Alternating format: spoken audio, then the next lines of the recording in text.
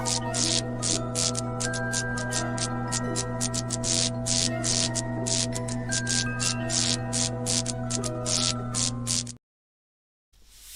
guys, and welcome back to another episode of the Ghostoul Podcast. It's a bit cold in here, don't you think? You've got to wrap yourself up, keep warm and all that. But yes, this week we have another amazing guest. We have a gentleman that I've worked with in the past. He's very knowledgeable. He's very clever. He's a writer, producer, actor, paranormal investigator. He's everything in a little box. So, without further ado, I'm going to bring him on the show. We have Michael David Roberts. Hi! Whoop, whoop, whoop. We're wearing the same coats and hat. You've been in my wardrobe. Yeah, you've been in mine. I think I had my coat before you, to be fair. You did have your coat before me, yes. But I didn't have the hat. No, the hat came from me, yeah. Oh, that's brilliant. I didn't know you were going to wear that. Can we take our hats and coat off now, because it's quite warm in here? Yes, let's do that. I might leave the hat on, actually. Yeah, woo. Well, that was fun. That was good, wasn't it? Yeah, a bit of comedy at the beginning of the show. I like it. So, sir, how have you been? You been all right? Very well, yes. Happy New Year. Can you say that on the 20th of January? Is that acceptable? Is that a bit too... I'm sure you can. Yeah, if you've not seen people. Yeah, Happy New Year. Yeah. I've not seen you for how many years, so I probably owe you a few Happy New Year. Merry Christmas. Yes, Merry Christmas. Yeah. Happy Easter. Yeah, no, I'm all good. Yeah, it's a good start to the year. Been busy, back to work filming for clients and stuff. So yeah. Been keeping busy, and then I'm out again tomorrow. So yeah, do you know, I get bored after 2 weeks off. I'm like, right, I want to go back to it now. I just hit this wall. I'm like, right, I've climbed enough mountains. I've camped in my van enough times. I want to get back to some normality. Yeah. You know, yeah, so I can imagine it's like that. Creative people, I presume you're very creative from what the things that you produce, etc. They like you can't be kept for too long before you have to start, branching out and getting back on it. It's quite funny because obviously when I'm off, I used to pick up the camera and record stuff. Now, I just don't. I don't know what it is. I don't know if it's just, that whole creating all the time and filming loads of stuff takes you away from what you're supposed to be doing. Then you got to come back and mess all about. And then, so I think now when I switch off, I fully switch off. And then I get back from being away and I'm like, oh, why did I not take any content? So it's like a double-edged sword. You kind of want to create, but then I also need time off. And most of the time, I'm walking up mountains and hills, and I see loads of people going up with cameras, and I'm just like, I bet you they don't do that as a full-time job. No. Do you know what I mean? So yeah, no, it's all good, all good. So back to work, busy, and then trying to get my year all sorted. I've got a lot of things I want to do outside of my client stuff. I want to get back to creating stuff, and I've got a few ideas of what I want to do, which we'll probably talk about. So so just want to be a bit more creative this year, because I think after 13 years of doing this and running the business, I've noticed a lot of clients they're scared to do things that are not classed as normal. They don't want to be vulnerable. They don't want to try new things. They just want basic. And I think that can kind of suppress your creativity. And the only time I'm really happy is when I'm walking around in the pitch black looking for ghosts or with a camera and filming crazy stuff that's just for me. And, I think this year, my New Year's resolution is to do more personal projects. Can't complain. That's a great idea. That's great. Something for yourself. Obviously, you spend a lot of time working for other people, as it were, providing them with your skills and your product that you film for them. Why not do something for yourself? Something that makes you happy as well. There's only so long you can go creating for others. I think sometimes you need to have a bit for yourself. I think it just gets boring, because the majority of the stuff that I do is the same stuff: snipping, clipping, putting names on.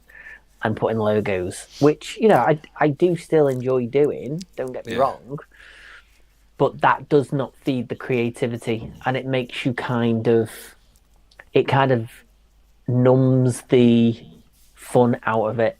So, you just you're in zombie mode all the time doing the same old stuff. So I think I either get an editor to do all that, because I still enjoy going out and filming and capturing, but it's just the mundane stuff, which I think maybe I should get somebody else to do that, and find somebody who's better at doing it than me to improve the videos that I do, whilst I go off and do other things. So yeah, I think I'm just looking for a challenge. But I've got a few challenges this year that I've set myself, so I won't be bored this year, to say the least. That's good. I like that. So we have a few people that have left comments so far. Tracy, good morning, Tracy. She's in Australia. So Good morning. yeah, she's ready with her coffee. Oh, Ready good to stuff. go. Yeah, can't beat coffee in the morning. I have Helen's coffee, here. yeah. Hello, Helen. Admit, how are you? Hope you're good. Carl, good evening, sir. Hope everything is good with you at the moment. The paralytic boys, John and Neil. Hope And you're well. Carl's there. So, before we carry on, some Yes. people might not know who you are. If you could just give us a little intro of what you do, like, just so they get to know you a bit more, like from your So- business side, I suppose, or I'll take my hat off, going into professional mode. there we now. go. There you go. So my name is Michael David Roberts, and I'm a filmmaker. But also, I go under the name as Michael D, which is my actor's name. So a lot of the stuff that I do that's like creative is Michael D. So if anyone remembers Scariest Places, where I played Merica Laura, I was called Michael D in the credits. So the way we know each other is many, many moons ago. I did a spoof of Most Haunted called Scariest Places, and we did about, I think, 7 episodes between the years 2014 up to 2020, I think the last one was 20 or 21. We did a Halloween special. And we are hoping to do more. It's just trying to get the cast together and trying to get people to commit to times and stuff. Yeah. So Scariest Places is kind of the first kind of big thing that I did. Then I did Merica Laura's Ghost Towns, which was a little spin-off. And then I worked on my own independent sitcom called Morbid, which is set in a funeral directors. And we are still in production for that, so we're still working on things this year for that. So I make films, I write characters, I love comedy, and I love the paranormal. So that's a bit of what I do, and then my day-to-day stuff is filming for clients when it's got to be all serious, and please and thank yous, and don't tell bad jokes in front of your clients. So I need the creative stuff to kind of get out my box sometimes. Yeah. So what started you into the paranormal? What sparked your interest? I wouldn't say I'm a believer. Well, I am a believer. I'm probably sway more to I believe than I do not believe. Yeah. But I think the years that we were doing, because Scariest Places was always filmed in real haunted locations for that authenticity. Yeah. And we used to have so many things. I think one of the last shoots we did before it came back in 2021, we were down at the Tudor House Inn in Nottingham. No, not Nottingham. It's in Warwick. We were filming there. And I remember saying it must have been about 1 o'clock in the morning, and we'd been up drinking because we were filming the next day. So we went down the night before. Yeah. And I remember I literally went down I had to go to my car to get my contact solutions because I'd left it in the car, and I went downstairs, and we'd been upstairs, the cast of us all in one room on the bed drinking beer. That's the only reason why we ever did the show, was just so we could get drunk the night before. But I remember I come downstairs with 2 members of the cast, and I said, this place isn't haunted. I just feel it. I just feel like there's nothing here. And then all of a sudden, you felt 1,000 eyes watching you, and you could feel it in the room. And at that point, glass went flying across the room and smashed. But the funniest thing is, we never saw the glass flying across the room. We just heard it. We heard something get thrown, and we heard a smash. And then the next morning at breakfast, before we started filming at 9, I said to the lady that ran the pub, I said, "Did you find any glass anywhere?" I said, because something threw a glass, and we don't know where it went. And no, that nobody found any glass. And that was like, wow, that's odd. And 3 of us heard it. So that's what interests me about the paranormal, because will anybody ever fully prove that any of it exists? And I think that's why so many people like the paranormal, because it's kind of like we're all looking for that proof, and we find that proof sometimes, but then trying to show the world just goes, oh well, that's fake. Especially in the world of AI, I think there's no way you would be able to prove that a ghost exists in today's world. That's the problem. I mean, as a filmmaker, I know how things can easily be edited. And I think that's the problem. So unless you see it, in the moment, you can't share that with the world. I've had many things happen to me in the past. Many things. No, like you say, AI has just ruined any little hope that we have of any evidence being shown on film. It's just like, no, that's it now, job done. There's no way that anyone's going to believe it. People didn't believe anyway, to be fair. Oh, you just put that in. That's an overlay. That's masked, And it's easily done. It is easily done. Like, there are things that I've watched where I've got a lot of friends in the paranormal who will share things, and you watch it and you kind of want to believe, but then I think my filmmaker brain kicks in and goes, oh well, that's how you'd probably do that. That's how you'd put that sound in, or that's how you'd put that effect in. And I think that's the problem. I think a lot of people are a bit more kind of clued up with things like that now, because it's so easily accessible with our smartphones that we can create things. And a lot of people edit stuff on YouTube. A lot of people have little shows and podcasts and stuff like that. So a lot more people are a bit more used to production value, editing, filming. And so I think, I think unless it happens to you physically and you go through something where you feel something, see something, then I think it's only a very personal thing now. But then you then can dive. Although I'm a believer, I'm always trying to look at how the brain works. How, if 3 people hear a sound, does that just mean that 3 minds are working together, or does it actually mean that there is paranormal activity? So you kind of have to kind of rule everything out first, and then when you can't explain it, go, well, it must be paranormal activity. But the brain is such a clever thing that we don't even use our full brain. So we're not even aware of what our brains are capable of doing. So it's one of those, I do believe, but I always have that element of, right, let's work this out first before I say, right, that was a ghost. I think people are too easily led to believe something, and or people kind of want to believe that much that they just go, yeah, that was a ghost. So it's about believing, but also trying to rule things out as best you can. I think sometimes people want to believe because they've lost loved ones, friends, and they probably see it as a comfort. Excuse me. That there is an afterlife, so they're okay. So they like trying. Oh, that's something happened in my house. It's definitely my mom or my brother or my husband or whatever. And I mean, there's nothing wrong with believing like that. No. If it comforts you and helps you, I don't see anything wrong with that. Yeah, and at the end of the day, I am a believer. I've always said I'm a believer.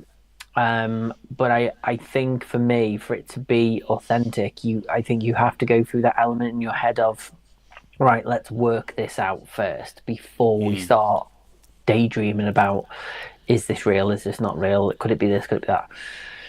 But the interesting thing is when I remember we just finished filming Scariest Places at Derby Jail. Mm.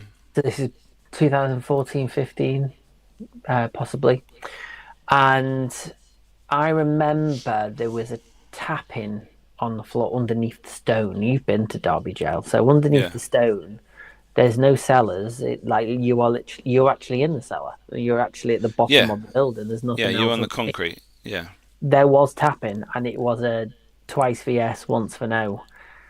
And you could actually ask it yes or no questions, and it would reply, and the whole cast and crew could hear it. There's actually a clip somewhere on a hard drive of us filming in between takes. I think we were breaking. I think Ashley had ordered loads of pizzas from Domino's, so we took a big break. And I remember we kept one camera running, and we were asking it questions. Hear it on the camera, as clear as that. Even in the episode, you can hear it. If you're listening out for it, you can hear it. That actually followed me home. And when we got, because we were that scared that night, we were supposed to be there for 2 nights. We did one night, did a full day's filming around about 10 and 11 o'clock at night. The atmosphere got so intolerable that we literally drove home at about 11, 12 o'clock at night. I got home about 1, 2 in the morning, dropped everybody off in Ellesmere Port, and you could hear tapping. There was tapping underneath the car, literally underneath the car. And then that followed me to work. At the time, I worked in Starbucks. Customers were going, "What's that tapping?" And I'm like, "Oh, wow." Yeah. And I could feel something. And every time I talk about this story, I can feel it now.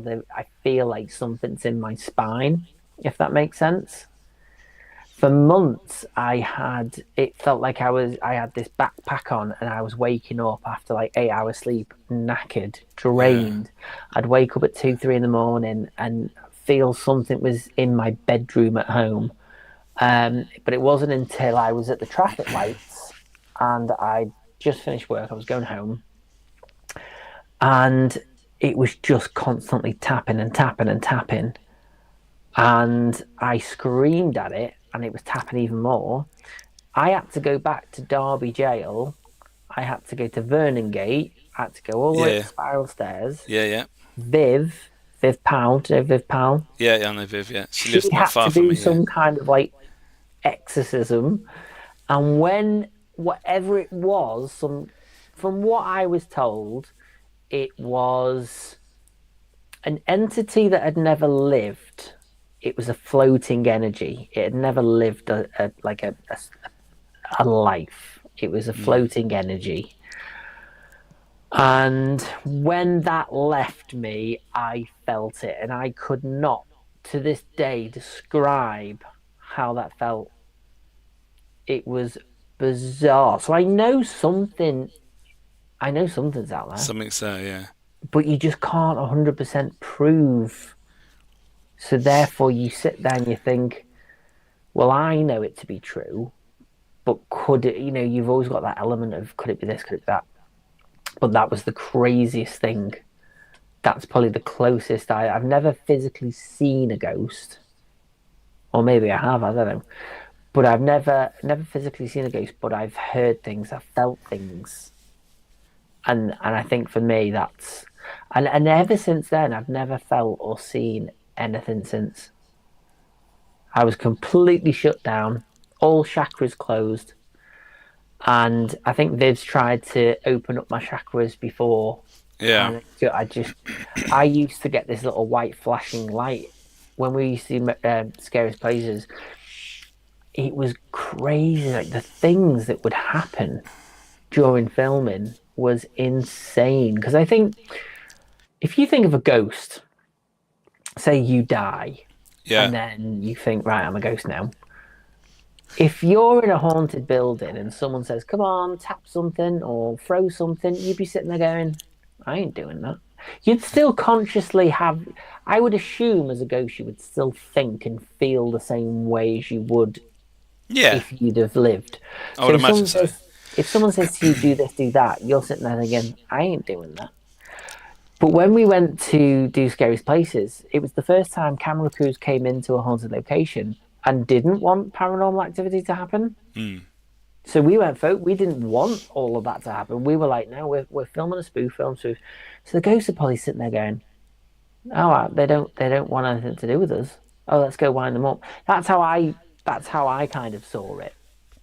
But yeah, many people had very different stories when we did it. So it was quite a unique experience as well at the same time. But I wanted that authenticity when we filmed it. I wanted it to feel so real that the humor when writing the comedy just came out naturally rather than trying to force everything.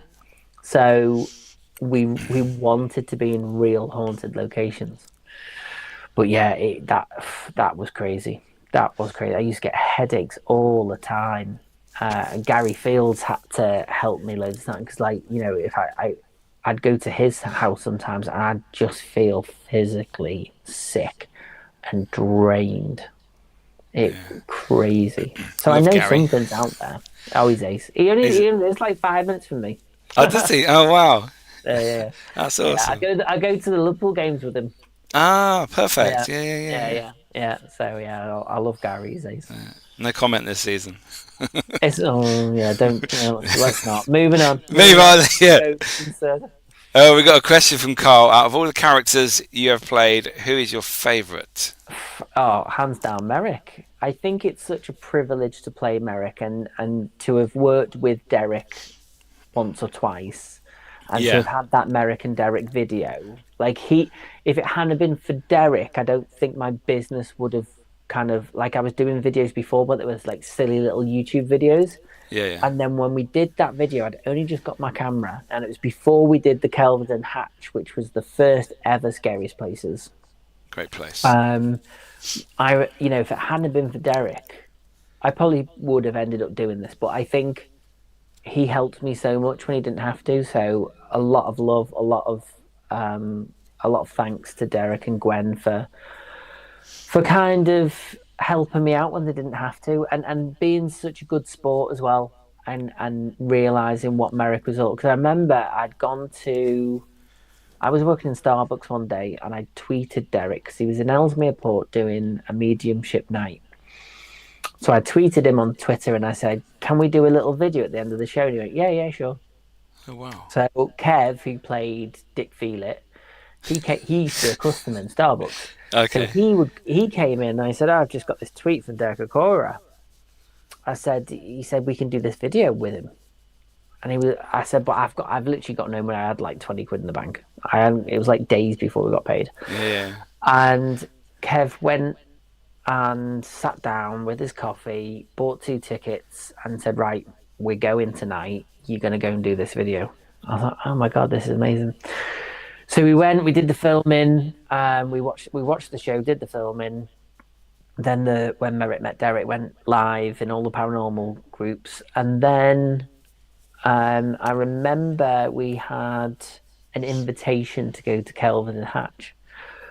It was on a Saturday, I think. So I was working in the morning. So I was up from about 5:30. I was working 6 till 12 or something like that, 6 till 11. Went home, had a shower, got changed, picked Kev up. Who else was in the car? There was Bernie, who played the first Annette, because we've had 3. We go through them like I don't know what. And then we picked up Pete, who played Carl BT. And then the 4 of us drove down to Kelvin Hatch. We were on a ghost tour, doing a paranormal investigation, and Miki Ghostoul said to me, right, we're going to go in these rooms. You just go into those rooms once we're done and do your filming. So we didn't even have a script. We literally I'd watched the Most Haunted episode. I kind of visualized it in my head and went, right, I need to get this shot. I need to be in that location. And then we just had such a laugh. So then we put the Kelvin Hatch episode out, and it went boom. Everybody was like, oh, come and do one with us. Then we ended up going to Ruthin Jail, which is weird because my girlfriend lives opposite Ruthin Jail. So every time I walk out of her front door, I see the tower of Ruthin Jail from the front door. So, and it just takes me back all the time. And so we did. So it was Gary. That's when I met Gary Fields. He actually invited me on a ghost hunt. They were doing Ruthin Jail, and they said, "Look, just film around us. We'll go in this room." So it was the same setup. So we did that. Yeah.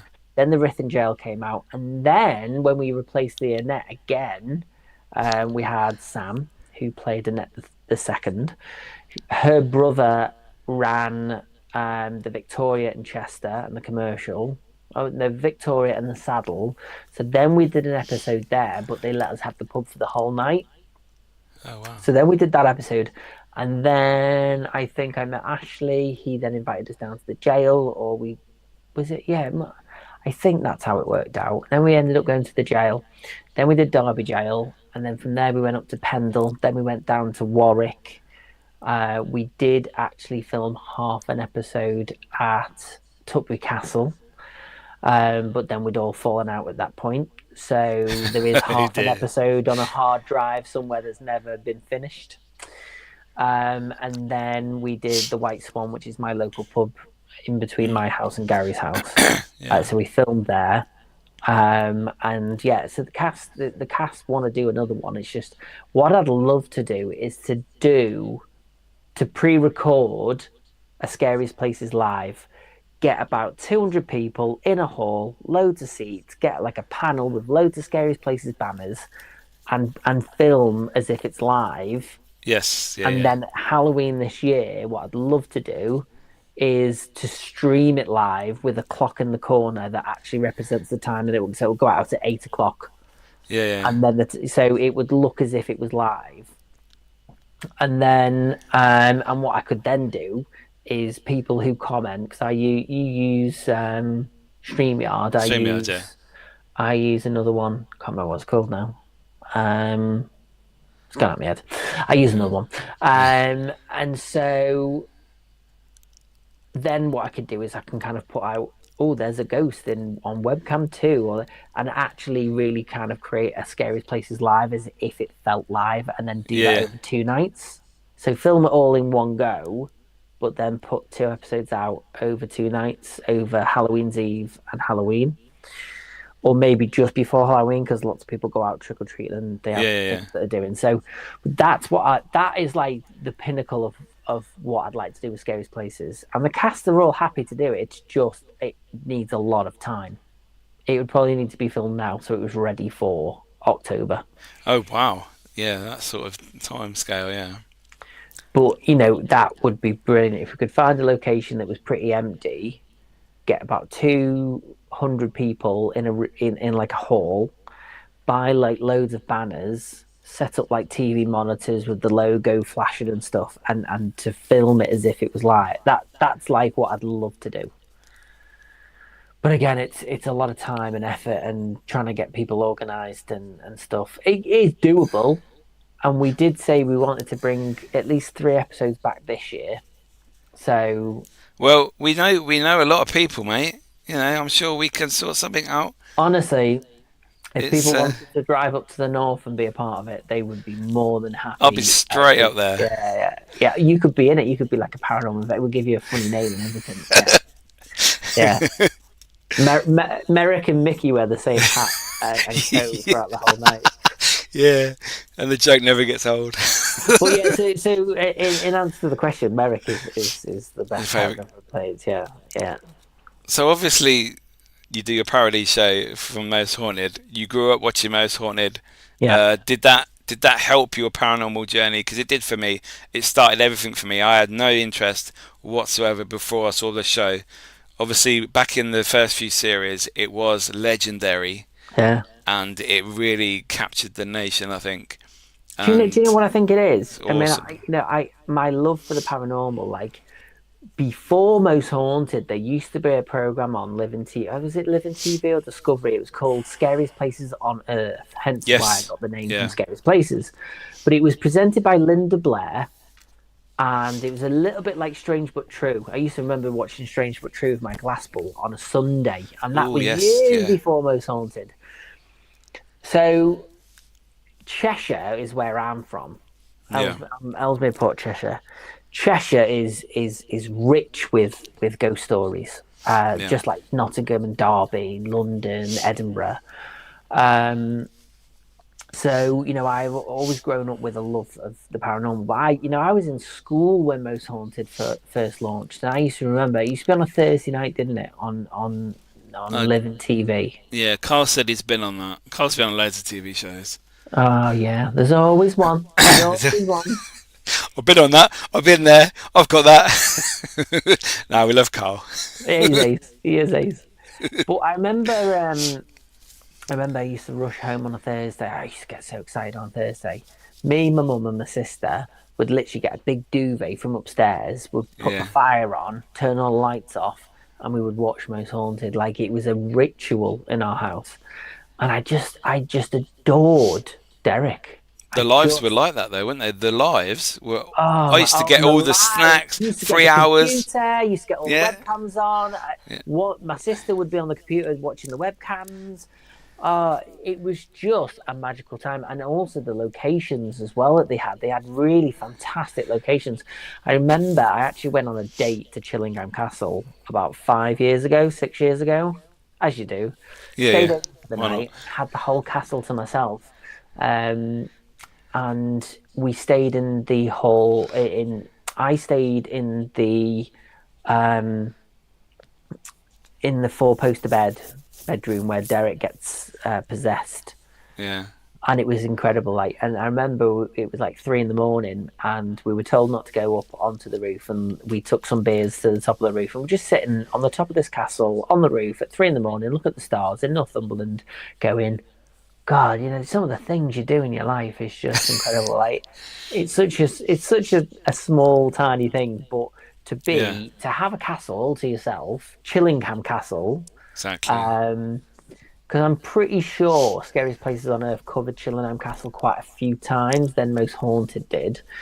And so I just adored this kind of Chillingham Castle. I always thought it was in Scotland, but it's it's right on the border.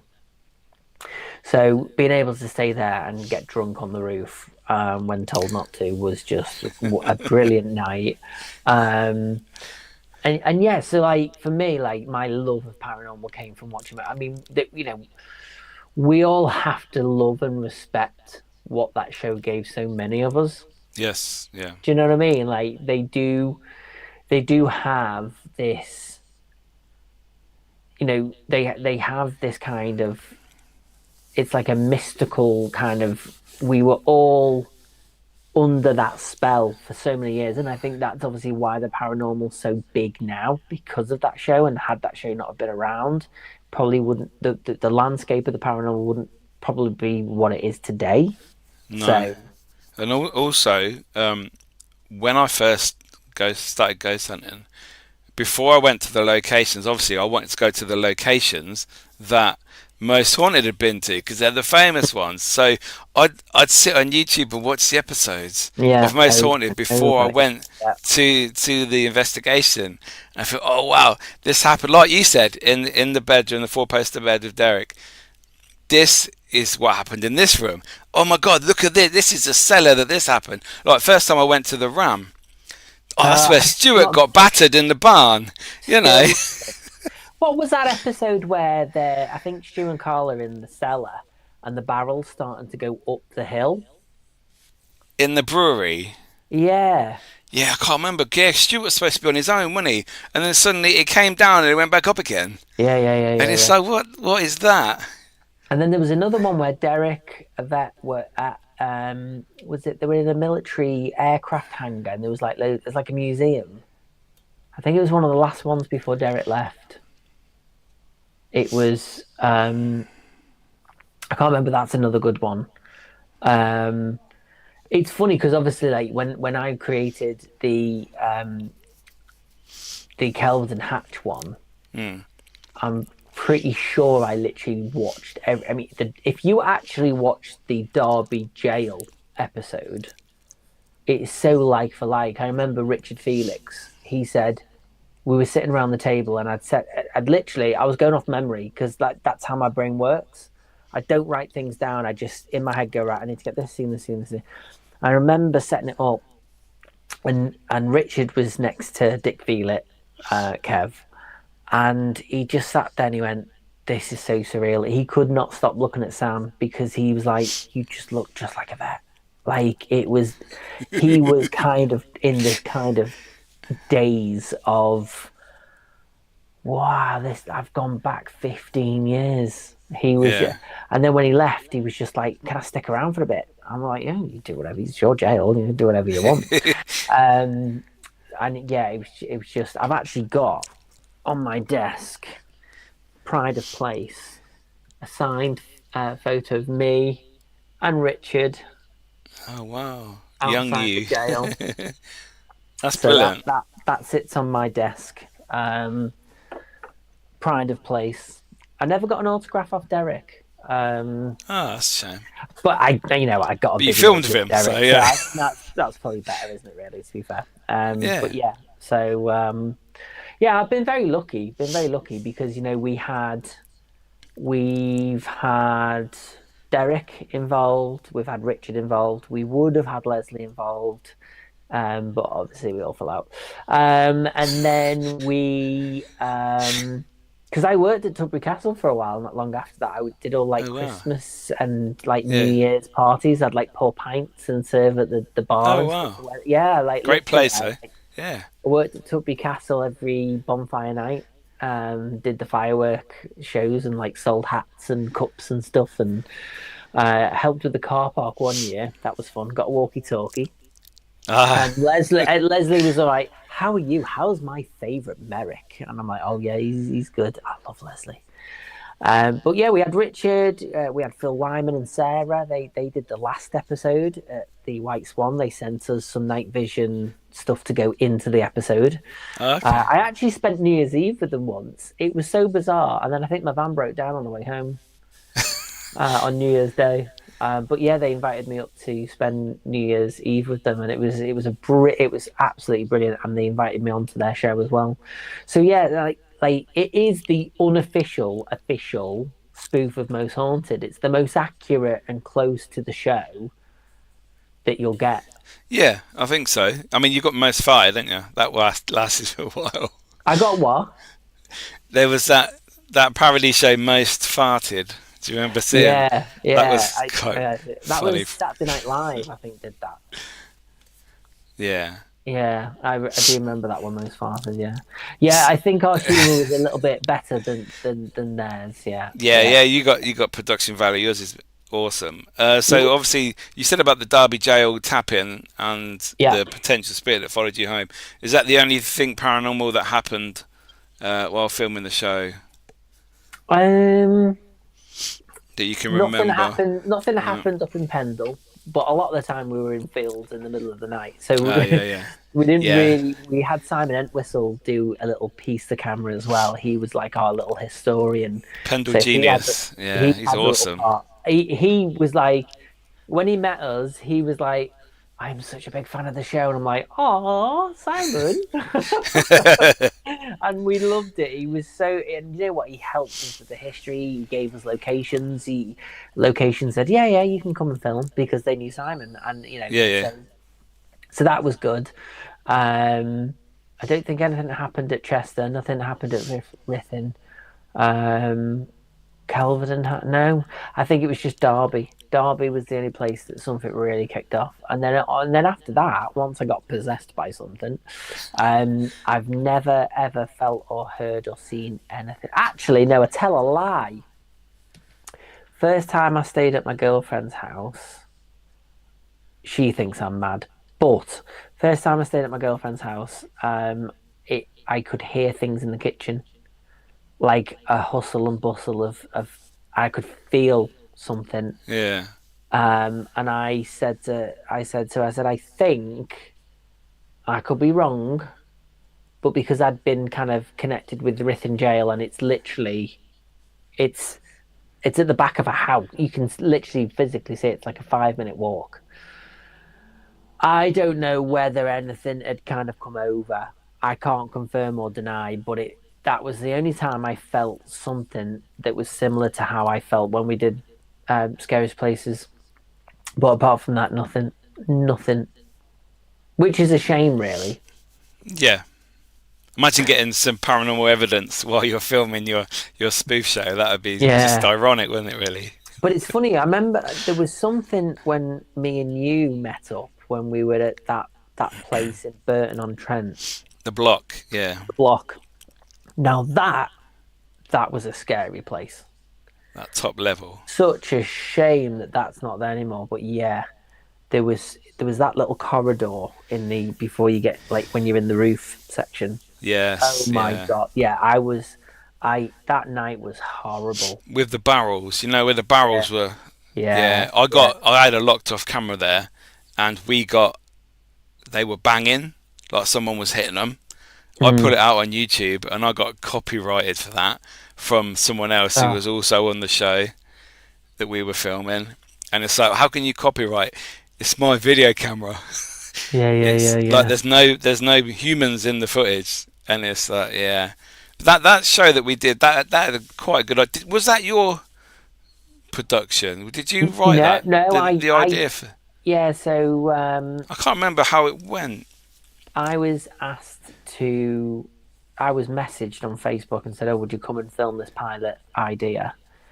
And I said, yeah, it's fine. Yeah. So drove me and Pete came down. So Pete, who plays Carl, he came with me. We Yeah, drove from Ellesmere Port down to Nottingham, to Burton. Um, met you and the rest. yeah. The agreement was that I would film it all, and then I edited it all. And do you know what? One of my Oh, okay. best pieces of work as well. That intro was amazing. The music was amazing. It had so much potential. Such a shame that it didn't go anywhere, or it wasn't even seen anywhere, to my knowledge. Probably still got a copy somewhere. I've got the full episode and all the edits still somewhere, I think, on a hard drive. Yeah, I remember. I have seen the final edit.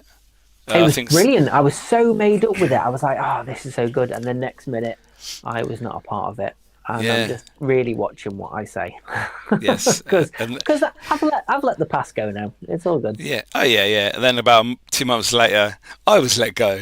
Yeah, yeah. And You then lasted 2 months longer than me. yeah, it was. Yeah, when I had to go out in public trying to get people to get in the back of the van to Yeah, come that on an was. investigation, Oh, that was so awkward. those two girls that randomly turned up and one was vaping, I think, all night. Yeah, yeah, that was. Honestly, had such potential. It did. It But I did. think the problem with the paranormal is some people just completely go over the top and ruin it for everyone. What I've always tried to explain to people is this, like, obviously with my sitcom Morbid, although I wrote it, although I created it, although I am the main man, I guess, because if you have a production company and you spend thousands of pounds a year buying equipment, then of course I'm going to write me as the main character because I've built a business to be able to act and do things. Yeah, But I also want people to enjoy that fame as well, to enjoy that yeah, collective. yeah, And in this industry, when you're working on productions, you can't do it alone. There is no room for ego. When we filmed Morbid, we had Dean Sullivan, who was going to play my uncle in the show. Now, for people that don't know Dean Sullivan, if anybody remembers Brookside, he was in Brookside. Oh Can't wow. remember his character's name now; it's gone out of my head. Um, but his, lovely guy, but turning up and being, you know, just having an attitude. It's like, don't come back tomorrow because you need everyone to be in a healthy mindset. Yes. You, Yeah. you you can't afford to have egos or people who think they're better than everybody else. It doesn't work. Everybody has to work together, and everyone has to equally put the same amount of effort into something to make it truly work. And that I didn't know that at the time when I worked with you, and I didn't really expect it with Scariest Places. But people, if you don't kind of put the foundations down at the beginning and say, look, no egos, nobody's. Miracle Laura was one of the reasons why people watched the show. Just like Most Haunted, Derek was the Derek. reason Yeah. why people watched the show. Yeah. And you can't change that foundation. Derek was the crazy scouse guy that everybody loved to see get possessed. That was the show. yes, it's nice to have the ghost story. Yes, it's nice to have the night vision stuff. But take Derek out, and although they went on for many years after, it was never the same. When Of course Derek it left, wasn't. I No. never watched the episode again. I didn't know who Leslie was until I met her, and then watched episodes with her in it. When Derek left, I completely walked away from it. But I was getting a bit older at that point anyway. And I'd kind of, 3-4 years worth of watching Most Haunted religiously. You kind of get the gist of how the night's going to go. Yeah, yeah. But Derek made that show, and I know a lot of stories of Most Haunted that I'm not going to divulge from the people that obviously worked on the show. I'm going to keep those things to myself. But I have a few as well. yeah. But I think when I did Morbid, the first thing I said to people was, "Look, we're all in this together. No one's bit. If I have more screen time, it's not because I think I'm better than everybody else. That's just the way this episode is. Yeah. You can always try to be fair with everybody, but you're not going to make everybody happy. But if you put the foundations in at the beginning and say, look, you might only have a small part, but your small part makes the show. It brings the show together. It gives the realism. It gives the foundations, and it gives the body of what we're trying to create. There are no small parts, just small actors, which is a line from from Morbid. But it's true though, and I think I was very young and naive when I worked with you on that show, because I got really upset when I was kicked off it for no reason. I had to go down and have a meeting with one of the members, and I was basically paid off. Oh, I wasn't paid off. It I didn't get no money. It was probably fuel money, if that. Okay. But for me, it was okay. I think it was probably more the fact that I had the physical show on a hard drive. Yes, keep you nice. So, but you live and you learn, and you do. I don't regret these moments. What I do, No. what was really, I enjoyed it. And like I said to my mum before, because she was like, I remember two guys coming to watch the edit in your room or something. This was before I had the office. And I said, yeah. I said, like, everybody deleted me, everybody blocked me, everybody never. You're the only person that spoke to me. And I'm just like, well, you're the nicest one anyway out of them all. But for years I couldn't talk about it. And that was when I walked away from Scariest Places. That's when I walked away from the paranormal, and that's why I just stopped doing stuff. I just couldn't. I couldn't deal with the backstabbing everywhere you went, everywhere. And then things to be said about you when they're not true. Like, I'll help anybody, and I'm not. Exactly. Yeah. I'm not somebody that needs the limelight. I'll happily, step back, but I think now, obviously, I approach things a lot differently. But yeah, at the time, it was a horrible thing to go through when you're in your mid-20s and you're still learning about the world and you're still kind of figuring out yourself. But those moments make you who you are today. And if it hadn't been for that, I wouldn't make the decisions I make now. So, in some ways, you have to go through those struggles and learn for those mistakes in order to then grow in the future and make better decisions. So everything happens for a reason, I guess.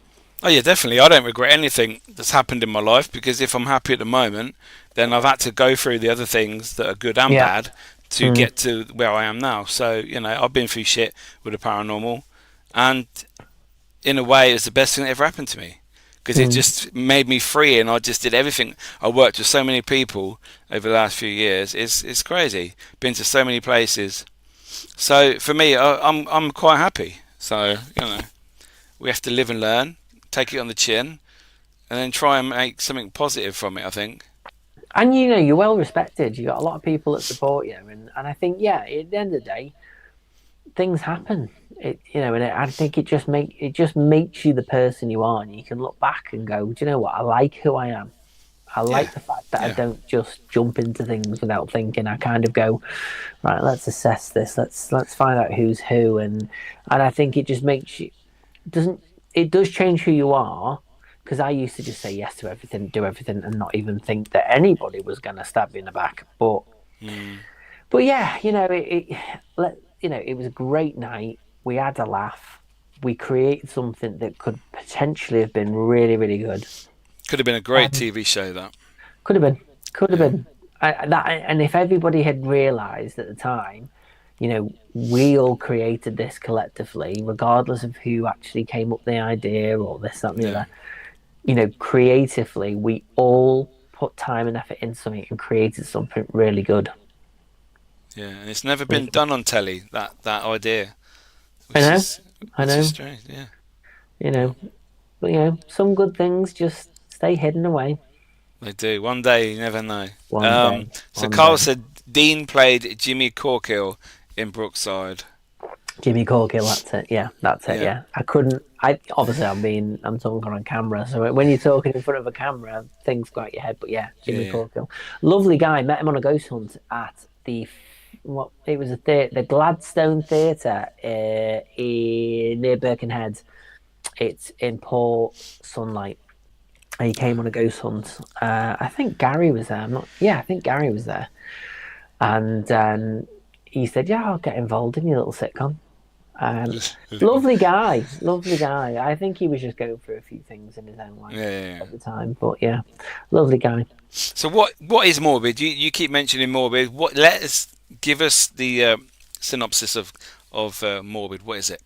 So Morbid is a sitcom that I wrote back in 2007, but I got the idea in 1997. So my granddad died in 1997, and my mum joked with him before he died.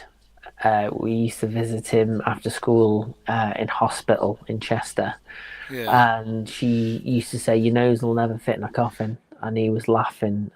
We've got a very morbid kind of sense of humour in this house. Yeah. My mum says when she dies, she's going to come and haunt me, which I do believe she will try. Um, so yeah, so they laughed and joked about it, and then when he passed away, I remember going to the funeral directors, and she walked straight into the room, looked at his nose, and it was bent, and she went, "Told you," and that was it. I just was fixated on this kind of way people cope with death and how they Yeah. cope with the loss of somebody and how they say and act very randomly to kind of mask, how they must be feeling internally. So Yeah. I always had this idea for I've got to do something with that. 2007, I wrote a show about my sister, me, my best friend Dave, and my best friend Elric. Went to school with Elric, and he co-writes Morbid with me now. Okay. So I never changed the names of the characters. The characters are real people. Uncle Roy in the show is my Uncle Roy, who's a bit mad. So there's Michael and Ashley. The first episode, they find out that their parents have died, and they have to take over the family business, which is the funeral directors. Ashley wants to kind of, she wants to kind of sell, and Mike wants to obviously keep it. And he's got a lot of issues with the fact that his dad never gave him kind of the gratitude, the love, and the support. So his kind of character arc is the fact that he always wants to be accepted by his dad. Yeah. So they have a funeral booked in, and they've got like days to do this funeral, and they don't know what they're doing, and they've got no staff.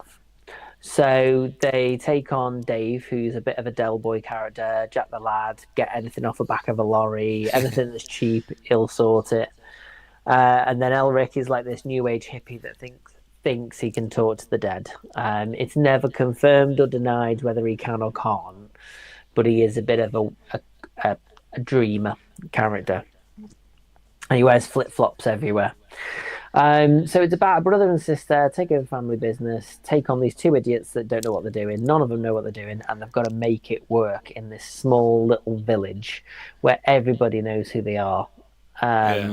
And they've got to compete with Jeff, who used to work for his dad, who runs a rival business across the road. So the running gag is the fact that they don't have a Starbucks in the village, but they've got two funeral directors. So we filmed the pilot back in 2017, and it went out in 2019. So this was right after Scariest Places. I kind of felt like I needed something else after the paranormal and all that. So I went straight into Morbid. bought a hearse on eBay as you do. Went down to Essex, picked it up, and then I did about like 90 to 100 all the way home. Oh, you should have seen the faces of people as I was driving. It's brilliant. Should have put a skeleton on the back. There was a prop coffin in the back. You know those little baby on board stickers on the back window? I had body on board written on Oh one. wow. Yeah. So we filmed Morbid, and then now we've just submitted it to a call out. So we'll know after the 31st of January if we've been well. I assume it closes on the 31st, and we've got like a little while to find out if we've been one of the successful 5, and then we get a chance to go and learn how to pitch. We get to talk to people in the industry. Yeah. It doesn't guarantee a commission, but it puts us in a room with people with money that potentially might go, we like this idea. So that's what we're doing this year, and then I'm gonna get all the cast back together to film a documentary. 7 years on since the pilot. Where's everyone at the moment? What they up to? What did they think of the show? We've written 6 episodes. We've got ideas for 3 series and a special, so 25 episodes in total. And we're going for it this year. We're absolutely going for it, and we're going to be pushing it everywhere to try and get it commissioned, to try and get the funding, to try and do it independently. So that's what we're doing at the moment. So, yeah, busy year with Scariest Places and Morbid. I was going to say, I've seen. Didn't you re-edit it the second time you released the same episode? Is that right? Am I remembering? I cut it down to 30 minutes. So I was in conversation with somebody who is a producer in the industry. Yeah. They told me to cut it down to 30 minutes. We cut it down to 30 minutes on the dot, tightened it up. And so there's 2 episodes, but obviously it's the same episode, but just shorter. Yeah. Okay. So we did that, and then since we did that in 2019, me and Elric have rewritten the script because we feel it's a bit dated. Because obviously it was written in 2007, and then it was adapted. And then obviously by the time we came to film it, it's like, it doesn't really feel like a 2007 sitcom anymore, because sitcoms have changed, humor's changed, what you can and can't do has changed.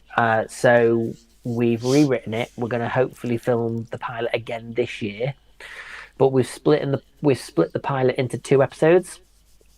So episode 1 and 2 is the continuation of the opening story. Yes, so we're going to film 2 episodes. And then we've got the others written, but we won't film any future ones because obviously we need to kind of keep what we've written kind of in the bag. Yes. So we might only just release the refilmed pilot. Yeah. And keep the second episode kind of hidden, because we don't want to show that we've put 2 episodes of a 6-episode series out. So, but we're going to film it all, because obviously what we're filming is basically the 2 episodes, but we're just going to cut it into 2 half-an-hours instead of a 45 minutes. So we're going to do that. So did you have to do any research in funeral homes? Did you go out looking? Did you speak to people in the industry to make sure you get the little details correct? Or okay, no. I was waiting for that. No.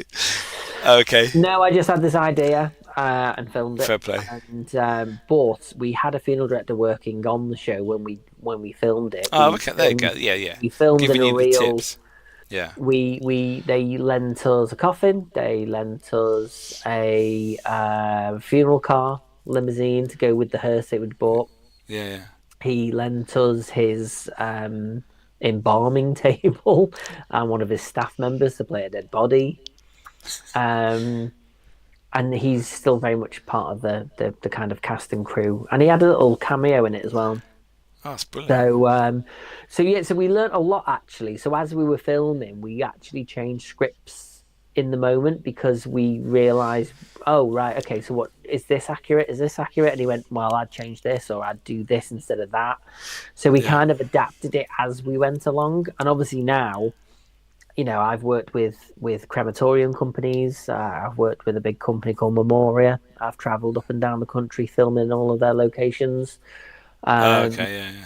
and then I've worked with funeral directors since. I've been down to Norfolk to film for a funeral director. Um, I've worked with a few up here as well. I actually filmed a training video on how to cremate somebody. So yeah, for me, death. It's funny. Someone said to me not long ago, "Why do you write shows about ghosts and death and dying?" I'm like, I don't know. I said because I don't actually have a full time morbid humor. It's a very small part of the comedy that I write. It's just I did Scariest Places, and then all of a sudden I went straight into Morbid, and then everyone's like, "You've got this niche death kind of paranormal kind of skill of writing," and I'm like, "Oh, okay." Kind of typecast myself into some kind of genre, some cult following. So yeah, maybe one day I'll write a nice, pleasant comedy that doesn't involve death and dying.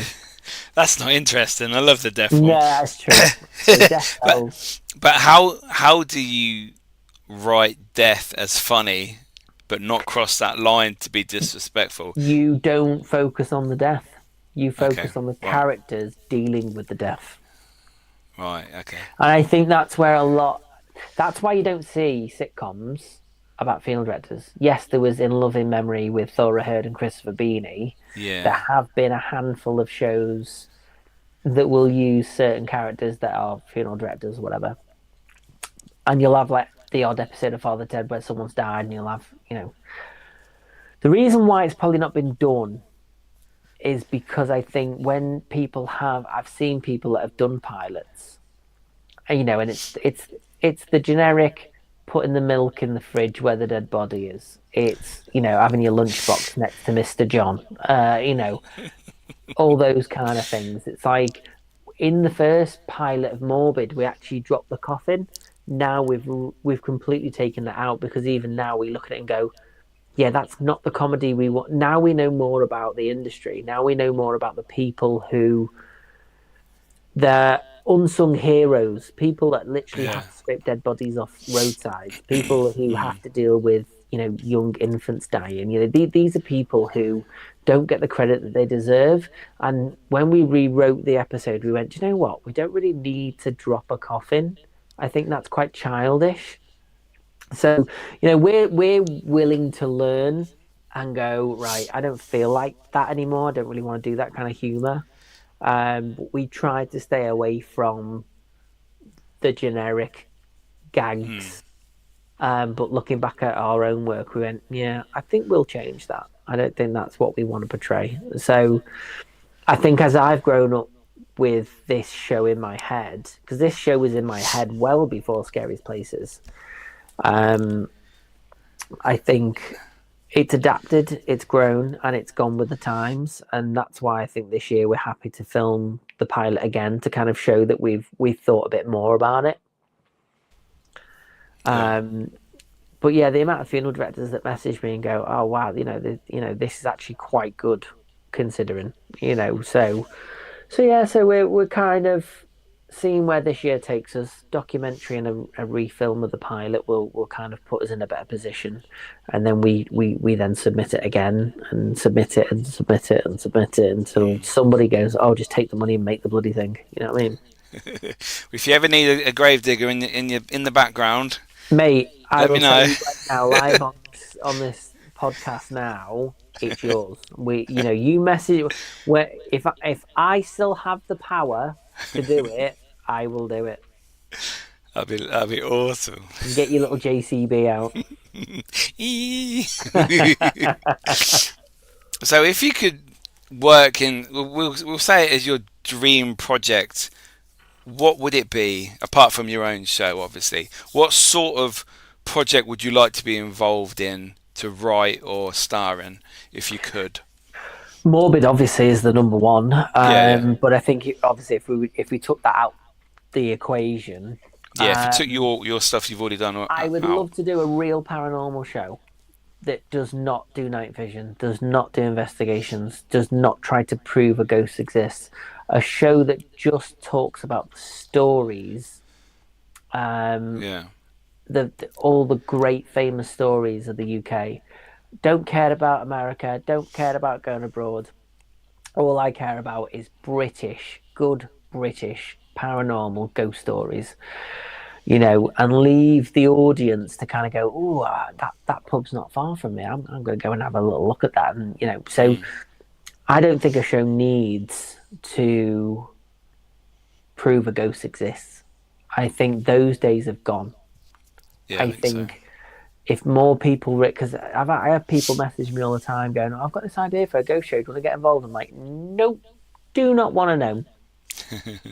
If I did a paranormal show, it would be just me and my camper van traveling the UK, visiting haunted locations, interviewing people, doing a bit of a story around the place, a bit of smoke machine, lights coming through the window, dark blue haze, creating an atmosphere, talking about the ghosts, and then leaving it at that, and then just doing little mini series and just traveling up the UK and doing all these little locations. I'd love to do that. And another thing, obviously, like a little camper van adventures show. I'd love to do something like that. Yeah, Which I think probably will get done at some point. I think you're onto a winner there with the stories, because it's quite similar. Well, not similar, but sort of thing that Danny Robbins does with Uncanny. He doesn't. He's got his show. He doesn't do the ghost hunting side. He has people in his studio. He lets the people online to interact what they think is going on with the stories from BBC Sounds on the podcast. Yeah, and he's brilliant what he's done, what he's achieved. Exactly, and that is by far the best paranormal related show there is. I think no more Ghost Adventures, no more Most Haunted. Obviously, Help My House is Haunted. I think that's going to be finished quite soon, from what I sort of hear on the grapevine. So those sort of shows are definitely disappearing, and I think people just want to listen to see the location, see some interviews with people, find out the stories, and I think that's because they're fed up with the bullshit. They're fed up with all the fake stuff, the gadgets, the all the effects at night, like you say, the night vision. I think people have they've reached their point, I think. Yeah, it's been done. It's been done. There's nothing you can, I follow a lot of shows. There's a couple of shows not far from me that, they're doing this, they're doing that. And it's just like, I just don't care anymore. I don't care. If I want to see a ghost, I'll go to a graveyard or something. Not that many ghosts are in graveyards, but there's still something spooky about them, isn't there? And there's still... Yeah. And the thing is, I can't even sit and watch an old episode of Most Haunted anymore. I can't watch Ghost Adventures anymore. The problem is these people get so big for their boots that you kind of start hating them in a sense. You kind of go, oh, I just can't be bothered watching you anymore. Not hate them, but you kind of sit there and you think to yourself, oh, I can't be bothered watching this. Same old crap. Oh, did you hear that? Let's go. And most of the time, they'll hear something and then they'll run the opposite direction. Yeah. Like, you asked for it. Yeah. So I think it's all done. And, like we were saying before, like AI's completely just wiped that game out completely. But these people that keep coming up with these ideas of ghost shows and night vision, it's just like, what are you doing? I don't want to know. No. I've been invited to be a part of a few shows, and I'm just like, nope. Because there's 9 times out of 10, a year or two down the line, this is a big long Facebook post. We've gone our separate ways, and I'm just like, oh, there we go. Didn't last long. Out of all that now. Yeah, that's the problem though. There's so many people leaving the paranormal at the moment, I know, and it's like unfortunate because they're great people, but you got to do what's right for yourself. And you've had enough of the bullshit. You've been in it for like over 10 years, and it's just like you've reached your point, and it's just. Or at least have a break from it, But it's a shame, because I have had a few people say, "Oh, what if you were to do a show?" I think last time I did a podcast for you, I think you said, "Oh, what would you work on?" I said, "Oh, I'd love to do a paranormal show." Yeah. But it would 100% not be walking around in the dark. 100%. It would be true stories, accounts, people who have lived and breathed something, and leaving it up to the viewer to make their own thoughts on it. Yeah. So watch this space. There'll be something soon. So, if you could have, what would you have written on your fictional headstone? Well, I'll have a headstone one day, so it's not fictional, isn't it? What did Marty In McFly have on his? I don't know. I'd probably have Here Lies, Michael David Roberts, and then it would be well, that went well. Yeah. That's probably what I'd have. Yeah. Yeah. I think I wanted a little hole for a spirit box, so when you come to the grave, you just turn the spirit box on and you can chat to me. I like that. I like that. That's a good idea. Yeah, but someone would nick it probably. So Someone would definitely have to cut my head completely off just to make sure I didn't wake up. That's the only thing. Oh, is that a thing? If I wake up in a box and I'm buried, oh my God. No more rope with the bell. No. Yeah, yeah, maybe, but I think someone would probably nick the bell. The Victorian thing they used to do back in the day. So before we finish, I've got a little quick fire round. Ghost hunt or comedy club? Oh, ghost hunt. If I want to watch comedy, I'll watch Ricky Gervais on Netflix. Yeah. Ouija board or script board? I don't think I've ever used. What is a script board? I don't know. It's just what it says here. I was writing them down. I assumed you'd know. I've got a Ouija board, so I've got a Hasbro one. So yeah, fancy. Ouija board. Yeah. Creepy doll or haunted mirror that would be in your bedroom? Doll? Yeah, I have a doll. Yeah. Cool. So, guys, if anyone's got any questions for Michael before we wrap up, please put them in the comments now for us. That would be great. So I've got a couple of more questions just to finish. Obviously, we've spoken about what's coming up this year for both of your shows, Scariest Places, what you want to do anyway, and the plan for Morbid. If you could get... Normally, I have the same two questions from my paranormal guests. What you get rid of in the paranormal and your bucket list location to investigate. With the getting rid of something in the paranormal, you can either go down the paranormal route or you could do a take on it within filming your sitcoms, your shows. What do you mean? Like, if you could get something that really annoys you, if that didn't exist, that would make this job a lot easier. What would you want to get rid of? What would I get rid of in the paranormal or just anything in life? Paranormal, or when it comes to your producing and making your shows? I'd get rid of any night vision. Any night vision. Okay. Yeah. And what else? What was the other part of the question? When it comes to your creating your shows, what would you get rid of? Something that really gets in the way. The cat sometimes. The cat. I'm only joking. No, you can't create a show without a cat. No, there's no one there, just you. Yeah, just me, one man show like Alan Bennett. I would probably get rid of the scripts. I don't like the scripts. Merrick never used the script. Merrick always improvised. Everything you saw of Merrick was just what we went in a room, went, right, we're just gonna go for it. It would just be, I wouldn't even know what I was gonna say sometimes. What about the other guys in the show? Would they have scripts? Would they need to learn their lines? There'd be pointers. We'd have pointers. So throughout that episode, we did scripts once and it just never worked. Alan Partridge works the same way. Steve Coogan literally will just go in with a concept, an idea, and the actors around will go, right, we've got to mention this, this, and this, and we've got to get to this at some point. So everybody kind of, how it works is everybody prompts somebody else. One person knows at least one of the things we need to cover. And when you've covered everything, you've done the scene. And then if you film it multi-camera, you can then snip the bits out that maybe took a bit too long. You can tighten it up and then you can get really the juicy bits out. But you'd normally film for about 20 minutes. You'd go off on one and then you go, right, snip it down. Right, that's usable. Oh, okay. So I'd get rid of the scripts. That's a great way to work, to be fair. So we've had a question That's from how we Mark. used to do it. Oh, nice. Do you think a paranormal program in the daytime would work or not? No, you need atmosphere.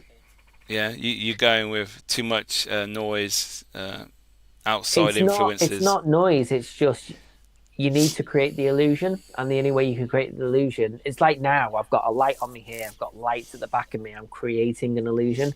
If I just had generic bedroom light on, it would look boring. So you've got TV. Build the scene. Yeah. Well, TV is theatre.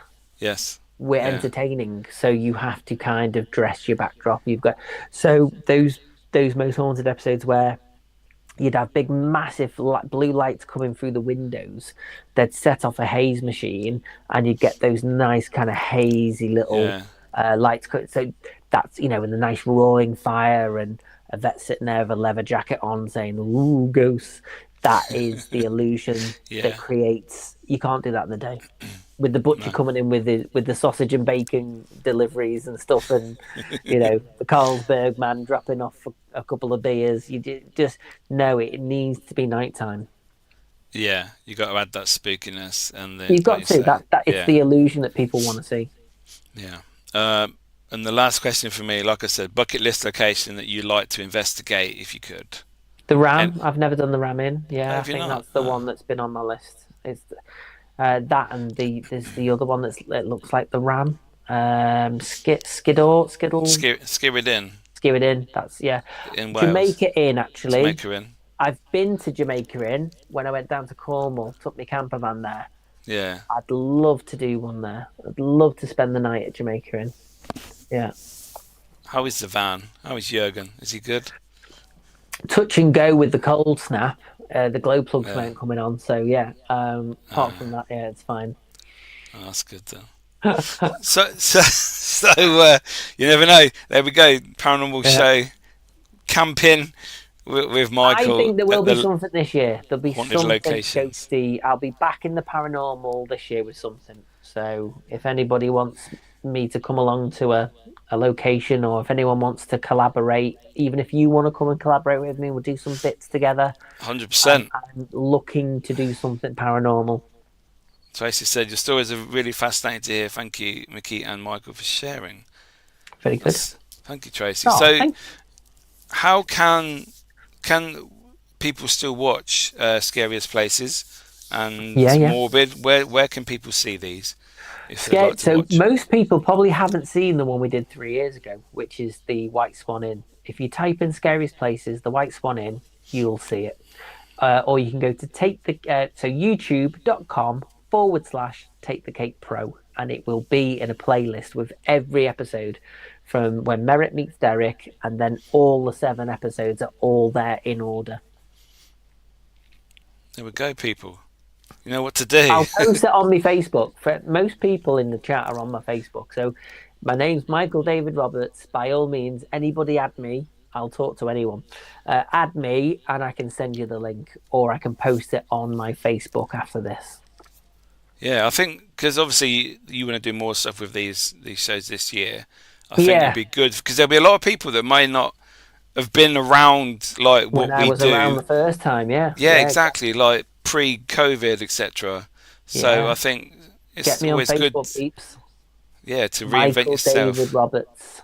Yeah. I wear a big yellow North Face jacket in my profile. Actually, no, I've changed it. Got one me looking all like cinematic. Nice. But yeah, get me on Facebook. I'm on Mickey's friends list. Yeah, come and find me. Great show again, says Mark. Hate to say it.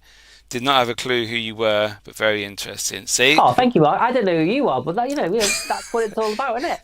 Yeah, I've known Mark for many years, and he's very much into the paranormal. So, like I say, it's good. It's good to get more people involved. That's why these shows happen. That's why I have these awesome guests on. For obviously, not everybody knows everybody, and it's good to get to know the real people. So have to do a second show, Miki. With Michael. I'll be back. Honestly, get me back anytime. I'd love to. I was looking forward to this. I said to you last time when I did the lads and kebabs. I was like, honestly, get me back whenever you want. If anyone cancels, call me up. I will do. Cool, man. Thank you so much for My joining me pleasure. this evening. All right. Thank you very much. And See you thank later, you, mate. everybody, for getting See you in a involved. bit. See you later. See you later, mate. Wow, guys, there we are. Michael, an awesome gentleman he is. Very talented. Please go and make sure you follow all his socials. Go and search on YouTube. Find Scariest Places. Morbid is top level for me. I could see that on a TV channel, TV show very easily. It feels so natural when you're watching it. It is literally a TV show already in my eyes. So great show, says Carl. Both you guys are amazing. Cheers, Carl. Thank you. Yes, guys. So thank you again for joining me this evening. Next week we have New Dawn Paranormal on the show. So come and join us. 7:30 Tuesday night. And it's been a pleasure. And we'll see you next week. See you later.